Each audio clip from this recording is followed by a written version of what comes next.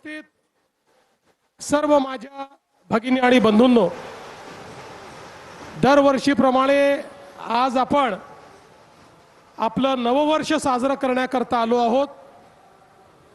गुढीपाडवा प्रत्येक हिंदू करता, प्रत्येक मराठी माणसा करता हा एक अत्यंत महत्त्वाचा दिवस आहे आणि आजपासनं आपले नूतन संकल्प आपण सुरू करतो। एक नवीन आशा, एक नवीन पहाट घेऊन पुन्हा एकदा आपल्या जीवनाला सामोरे जातो आणि म्हणूनच आजची पहाट मंगलमय व्हावी याकरता आपले संदीपजी जोशी हे दरवर्षी आणि इथली संपूर्ण टीम अतिशय सुंदर ही शोभायात्रा आयोजित करते आणि आपण सर्व लोक पारंपरिक वेशामध्ये या शोभायात्रेला मंगलमय बनवता आणि संपूर्ण परिसर हा भगवा झालेला आपल्याला पाहायला मिळतो। जय श्रीरामचे नारे दुमदुमताना आपल्याला पाहायला मिळतात।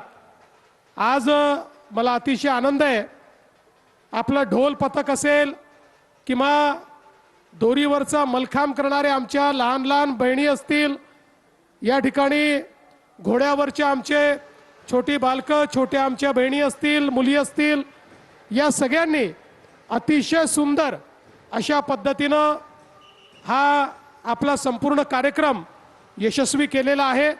त्या सर्वांचं अतिशय मनापासून मी कौतुक करतो। पुन्हा एकदा आपल्या सर्वांना शुभेच्छा देतो आणि ही जी गुढी या ठिकाणी आहे ही आपल्या भारताची गुढी आहे। आपल्या पंतप्रधान मोदीजींच्या नेतृत्वात भारताची गुढी अशीच सातत्याने उंचच उंच जात राहो आणि दरवेळेस आपल्याला ती उभारण्याची संधी मिळो, अशा प्रकारची ईश्वराच्या चरणी प्रार्थना करतो।